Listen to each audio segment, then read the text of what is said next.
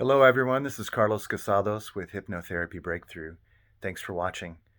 I'm going to continue on the vein that I've been on for the past week or so. And it's been all about uh, the tools for developing emotional resilience. And today I'm going to talk about how framing, what specifically framing is, and how framing changes the way you experience things. Okay, so there's a phrase that I like. I don't even know where I heard it, but it's change the frame, control the game. So if you think about it, if you're able to think of what happens when you look at a painting, okay, we can look at the painting and see the painting. And if the painting is in a really crappy frame, a cheap frame, there might be a tendency to just assume that it's a cheap copy and it's not like an original and it's not that expensive and not that amazing.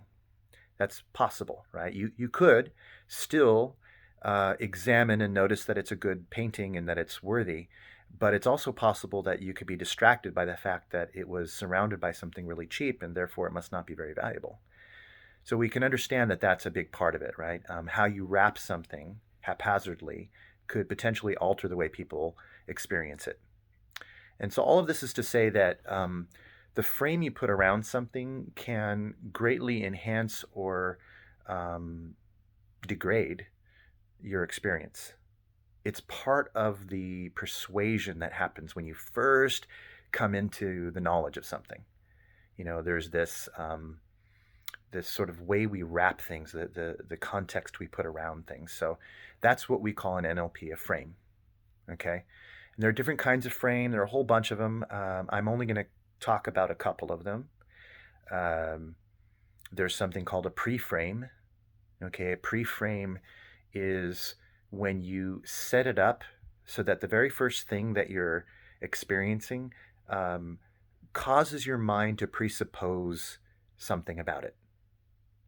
Um, there's a book called Persuasion, which is a cute phrase, right? It's persuasion ahead of time.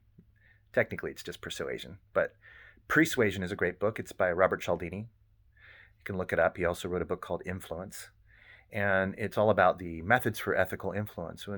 When you're attempting to make changes in how you experience something emotionally, you are persuading yourself. You're influencing yourself, and if you're, you know, doing this to help others, you're influencing them. You're persuading them. So, knowing that you can set things up in a certain way to create expectations is really important.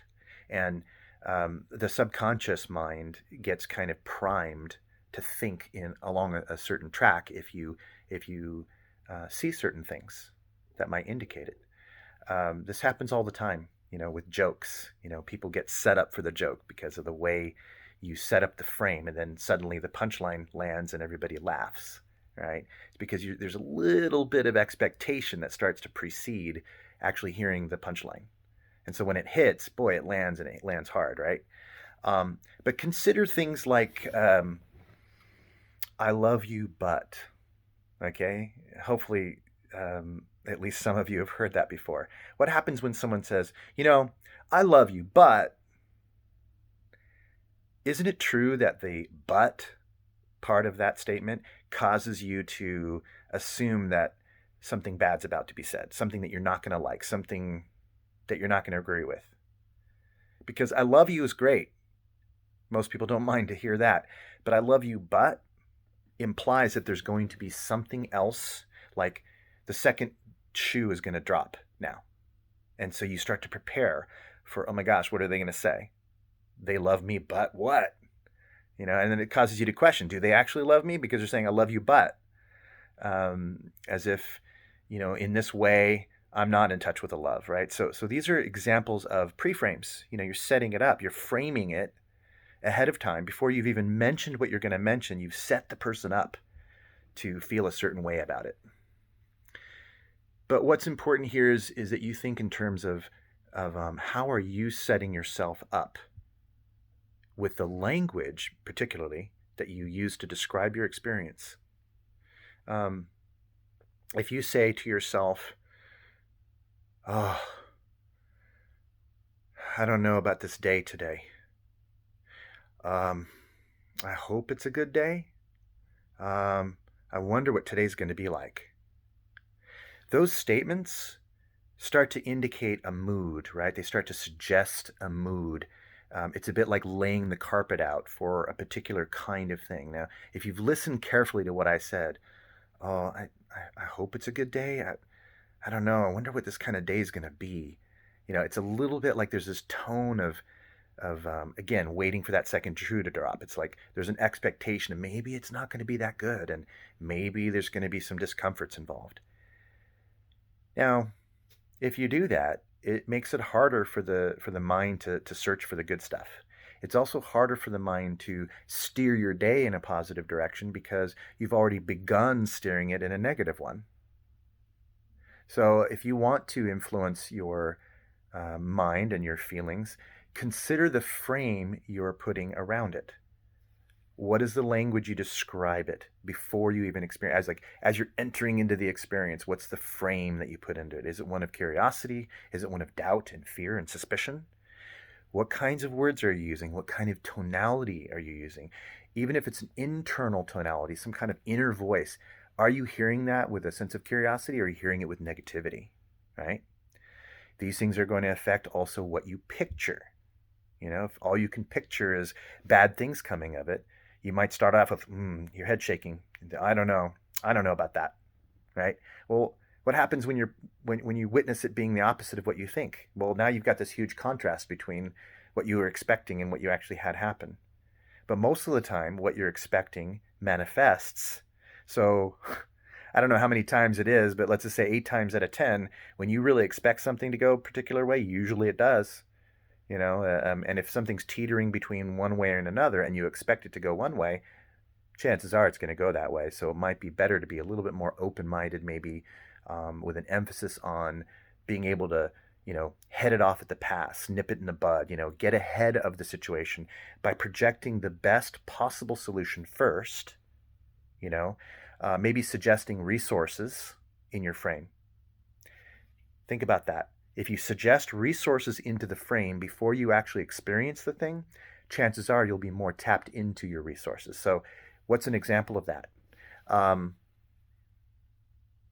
If I said, whatever happens today, I know that I am intelligent, I'm determined, and I have a lot of resources around me. I have good, close friendships. I have all the information I need. I know that whatever happens, I can make it into a good day. Now, before that actually happens, you know that you're installing the idea that you have the resources to work with it. So if you're about to have a difficult conversation with somebody, rather than saying, "Oh God, I really hate this. I don't know," and this might not go well, and gosh, I know you're going to be upset when I tell you this. Why are you saying that? How do you know they're going to be upset? Oh, I just know. Well, maybe all that knowing is bad for you. Maybe it's time to be a little bit open-minded, maybe curious, maybe bring out the best, create an opportunity for the best. Say something like, "Hey, I'm really looking forward to talking to you about this difficult topic because even though maybe it's not the easiest thing to talk about, I know that you and I have all the resources we need, all the trust we've developed to be able to get through this and talk about it and find a solution where we're both happy at the end. So I'd really like to touch upon this, and can we just relax and embrace the moment and just dive in together with trust and faith that whatever happens, we're going to work it out." Notice what I did there. I included the idea that it might not be so comfortable, that it might be uncomfortable even, but that around that uncomfort or discomfort is a whole lot of positive belief that we can work it out, that we are resourceful, that we love one another, we trust one another, we're intelligent, creative, problem solvers, win-win, that we're going to walk away from it feeling good. So I'm not saying that you never, ever, ever say anything negative. I'm just saying if you do, be conscious of it. Maybe surround it with some possibilities. Surround it with resourceful language. That way, you don't have to be bullshitting your way, right? You don't have to pretend that there's no negativity, but you want to be careful and extremely cautious about how much you engage in verbalizing the negative. Make sure it's surrounded with potential possibilities and openness and, suggesting resilience, you know. So that's pre-framing. And there's another type of frame that I want to talk about, which is really about reframing. Okay. So you're taking the old frame and you're turning it around, maybe flipping the script on it. And that's important that you get good at this. This is something that you'll also have to practice. Okay. There's a fantastic book by Richard Bandler and John Grinder. They were two of the three co founders of NLP. And it's just called Reframing. It's a short read, it's a quick read. It's loaded with examples and conversation and a little bit of humor. I think you'll enjoy it. Definitely get the book and read it because it's going to transform your ability to flip the script on stuff. So, what would that look like? Reframing, there's two kinds, okay, two major types of reframes. There's the kind of reframe where you reframe the meaning of something. We call this a content reframe. So you're changing the content of it. An example of that is if I said, I'm so damn clumsy. I just broke my toe against the chair there. Okay. So the meaning, the content there is that I said that I'm clumsy because I broke my toe on the chair. So when you want to reframe that and you reframe the meaning, you have to ask yourself, what else could this mean besides that? And usually you want to ask yourself, what else could this mean that would be a little bit more agreeable, that would be more positive or bring me in a better direction, a direction that feels safer or brings me to a more abundant mindset or a solution mindset. Okay, how do we change the content? So I might ask myself, what other meaning could there be? Maybe I stubbed my toe and it just meant that I wasn't mindful in that moment. Maybe it's not that I'm clumsy. Maybe it's that it's an opportunity to recognize that once and for all, I need to really prioritize being in my body in the moment, being grounded, and paying close attention and putting care into what I'm doing. That's where grace will come from, is through that care and that presence of mind.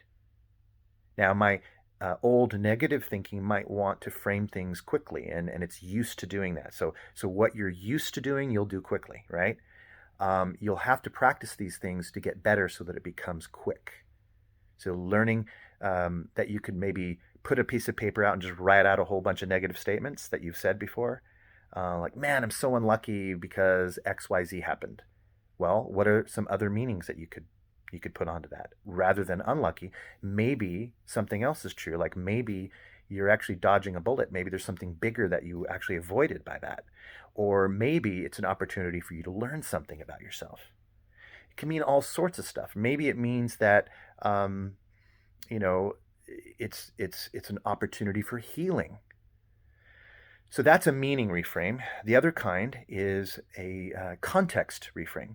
So you can reframe the content or the meaning, or you can reframe the context. So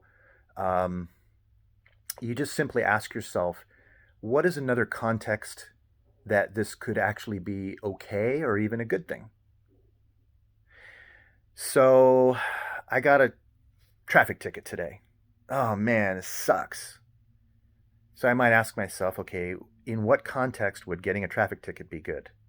Well, if I'm creative, I can say, well, it would have been great to get a traffic ticket if it was going to avoid a major accident, avoiding a big injury or something like that, or hurting someone else, because that's way worse than paying $150 on a ticket, even as much as that sucks. So the context of getting the ticket, if I just play with that and switch the context and say, well, if I were in a situation where this was me being stopped before I created an accident, then actually this is not such a bad thing. It could be worse. There are a lot of examples that you could be creative about. And many things can go either way. Like many things, you could either reframe the content or the context. And it's just simply a matter of choice. Which one do you want to do? Right. Um, but if you're going to develop emotional resilience, you got to get good at it. And the way to practice, again, is just to get out a piece of paper and kind of list out some negative statements that you might have had, or maybe ones that you've heard. And then right next to it, just change either the content or the context. Maybe you can put 2 columns or 3 columns, 1 column for the statement, 1 column for content, and 1 column for context. And you just try as many as you can to reframe both, but at least get through your list, and then try to do it on the fly. Like when you hear a negative statement by somebody, or you're watching something on a TV or in a movie, take the statement and then really quickly think, how can I reframe that? By reframing and asking, what else could it mean that's more positive? Or what would be a situation that would make that okay, or even acceptable, or even good, right? And if you do that, it's going to get to the point where you start to automatically do this. One little caveat I want to say. When doing this for other people, be careful, because it can put you out of rapport with them. It's very important that you show people compassion before you give them solutions. It's not about reframing every negative statement that you hear, because that could be really annoying and not very helpful. The key is, that I find that works really well, is just acknowledge their feelings, acknowledge that it sucks or whatever, and then add your reframe with a little bit of humor if you can, and be gentle about it. Be flexible, be gentle, be compassionate, be a little sweet about it, and take your time. Don't be in a rush. So that's my advice for that, just to make sure that you don't get ostracized for being a reframer, right? This isn't something that should be an obsessive compulsive thing. It should be more of a chosen thing, but you do need to get the reflex developed, and you have to develop the skill. So that takes practice. So you could find a friend and say, hey, let's practice our reframing, and let's just go back and forth shooting negative comments and reframing each other's negative comments. Eventually, you'll get so good at it, you'll be able to add humor in there. You'll be able to be gentle about it.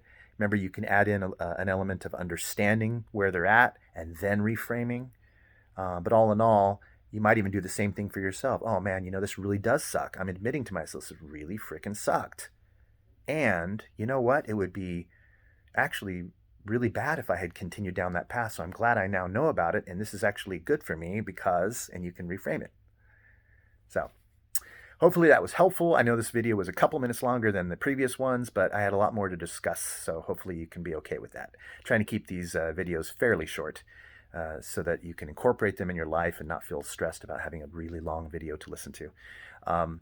Once again, feel free to share this video. Please subscribe if you haven't already, and offer any questions or comments in the comment section underneath the YouTube channel, or if you'd like to share anything anywhere else on social media, feel free to do that too. Thanks again for watching and for connecting on this, and I'm glad that there are people appreciating this. I'm getting some good comments from people, so I appreciate that. That helps me feel good. All right. Take care, and once again, this is Carlos with Hypnotherapy Breakthrough. We'll get back to you again with some more stuff soon, and we'll continue down this path of developing emotional resilience. Take care.